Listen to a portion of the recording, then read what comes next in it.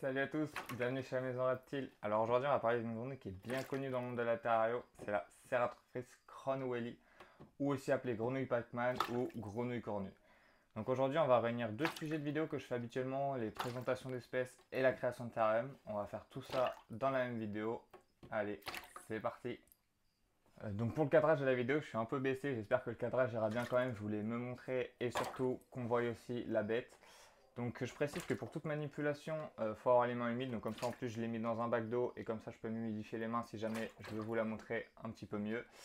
Actuellement à la maison du coup on a ce spécimen là qui va partir avec le terrarium que l'on va créer ensemble juste après chez un de nos abonnés. Donc dans la nature c'est une grenouille qui va vivre en Amérique du Sud, elle va être nocturne, elle va surtout vivre la nuit. C'est une grenouille du coup qui est terrestre, voire même qu'elle va s'enterrer dans le substrat. Et elle va surtout manger tout ce qui lui passe par la tête et c'est pour ça qu'elle ne va pas beaucoup se déplacer. Elle est très opportuniste. Donc juvénile, elle sera vraiment toute petite, hein, souvent pas beaucoup plus gros qu'un bouchon de bouteille. Là, elle est quand même un peu plus grande. Elle n'est pas encore adulte adulte. Adulte pour les femelles, ça pourra aller jusqu'à 15 cm de diamètre environ. Si elles sont bien maintenues dans de bonnes conditions, elles peuvent vivre jusqu'à 10 ans. Donc c'est quand même important. Son nom de grenouille cornue lui vient des deux petites cornes qu'elle a au-dessus des yeux qui sont en fait des excroissances. Donc j'essaierai de vous les montrer un peu plus à côté si je peux vous faire des beaux plans parce que là elle est pas mal excitée. Je vais éviter de la prendre dans les mains et qu'elle saute et qu'elle tombe de très très haut. Donc j'essaye de vous la montrer un petit peu quand même. Je sais pas si, regardez d'ici, vous allez pouvoir voir les petites excroissances au-dessus des yeux. Et son autre nom, la grenouille Pac-Man, lui vient du jeu vidéo que vous connaissez sûrement tous de Pac-Man, car elle est capable d'ouvrir énormément la gueule et de surtout choper des choses très très grosses, hein. Là, elle est capable de choper une très très grosse. C'est pour ça que nous on a été très original et que quand elle était à la maison, elle s'appelait tout simplement Pac-Man. Petite caractéristique aussi qui est importante chez elle que j'allais oublier, elle est capable d'avoir plusieurs couches de peau sur elle lorsqu'elle est dans un environnement trop sec, ça va la protéger, ça va lui garder de l'humidité. Une fois qu'elle va retrouver un bon taux d'humidité, elle va pouvoir enlever ses couches de peau.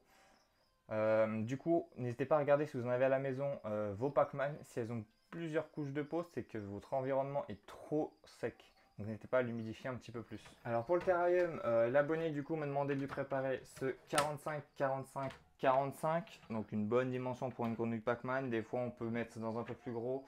Il y en a je sais qui mettent dans un peu plus petit parce que quand ils sont dans très grands, ils ont du mal à se nourrir. Du coup on lui a préparé, enfin je vais lui préparer ça maintenant. Je vais lui laisser le petit fond. Au sol c'est du silicone parce qu'il avait été percé. Et du coup j'avais rajouté un peu de silicone pour le protéger un maximum. Du coup on va passer au remplissage de ce terrain là. Vous allez voir, c'est pas très compliqué pour la grenouille Pac-Man. On peut pas faire très élaboré vu qu'elle s'enterre. Donc vous verrez ça.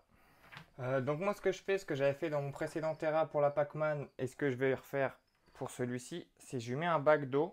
Donc là il y a encore de l'eau mais je pense que je la nettoie, je la viderai et j'en remettrai.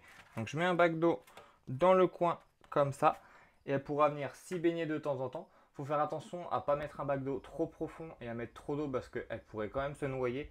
Donc un petit peu d'eau et de toute façon après le substrat on va venir le mettre jusqu'à la limite pour qu'elle puisse bien s'enterrer à l'intérieur. Du coup pour le substrat j'utilise un mélange où il y a de la tourbe de coco, de la fibre de coco et aussi du terreau.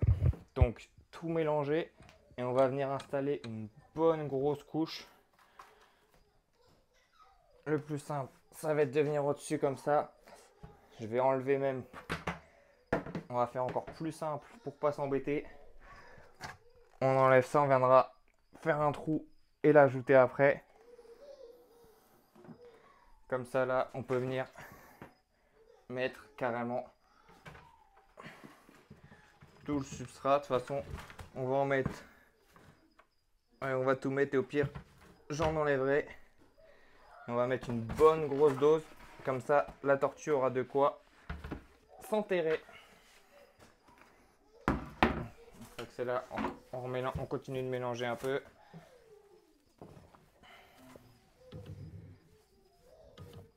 On en met plusieurs doses. Vraiment, de toute façon, vous pouvez y aller sur la profondeur. Je vais venir après voir si mon bac il passe à cet endroit-là. je vais en profiter pour me mouiller la main et comme ça, je changerai l'eau. Je remettrai de l'eau toute claire. Là, ça va être juste pour voir si ça passe. Et bah, c'est parfait. Comme ça, ils ont une bonne taille, une bonne profondeur. Et on va venir quand même aussi le planter un petit peu. Alors moi, ce que je fais pour la plantaison des Terra, des Pac-Man, vu qu'ils s'enterrent et qu'ils peuvent détruire les racines, détruire les plantes, ce que je fais, c'est que je mets de la mousse. Donc là, voilà le premier exemple avec ce que j'avais mis dans le premier terrarium. De la mousse et à l'intérieur de la mousse, je vais mettre une plante. Et du coup, regardez, il ne peut pas toucher aux racines. Regardez-moi la hauteur, enfin la longueur des racines. Et au moins, il ne peut pas y toucher. Et la plante peut vivre sa meilleure vie. Donc, je vais venir la réintégrer là. On va enterrer aussi un petit peu quand même les racines. Après, elles vont refaire leur chemin. Donc, il peut quand même venir s'enterrer dessus, se mettre contre la mousse, mais il ne fera pas de mal aux racines. Et ça, c'est l'avantage. Là, après, j'en ai un peu. J'ai une autre style de mousse que je vais pouvoir venir étaler un peu par ici. Et après, je vais regarder dans toutes mes boutures de plantes, qu'est-ce que je vais pouvoir venir lui rajouter. Donc là, je vous l'ai ouvert déjà, vous verrez un petit peu mieux. J'ai une petite plante qui est ici, que je verrai bien monter là au-dessus du terrain. Donc on va la mettre à la limite de la mousse. Comme ça, peut-être qu'elle n'y fera rien. On va l'enterrer. On va remettre les racines. Voilà. Et une petite monstera qu'on va essayer de venir mettre devant dans la mousse de devant. Comme ça, il en aura une dans chaque mousse. Normalement, elle devrait bien pousser. Et après, elles vont grandir et elles vont prendre une bonne partie du terrain. Et ça va être plutôt sympa. Hop. Donc voilà. Et comme ça, là, elle a quand même une bonne partie là pour s'enterrer. Elle pourra venir même s'enterrer à côté de son eau. Et surtout, pour le nourrissage, comme je disais juste avant, ils sont capables d'ouvrir énormément la gueule. Donc, ils vont se nourrir d'insectes, mais aussi de rongeurs. On peut leur donner de la souris. Même une adulte, pour une Pac-Man adulte, ça passe. Après, il faut faire attention de varier les proies, de ne pas trop leur donner à manger. Si vous donnez aux rongeurs une par semaine, grand max, ne leur en donnez pas trop parce qu'après, ils vont très vite grossir. Et surtout, après, bah, du coup, s'ils sont trop obèses, ça sera à cause de mortalité, comme pour tous les animaux. Et pour l'alimentation, vous pouvez aussi compléter vos insectes avec du calcium. Vous mettez vos insectes dans du calcium, vous les mélangez, ils seront tout blancs de calcium et vous pouvez les donner, ça va donner un apport en plus pour votre grenouille. Pour les mutations, il y en a énormément de différentes, hein, comme pour beaucoup de reptiles. Nous, du coup, c'est une albinos.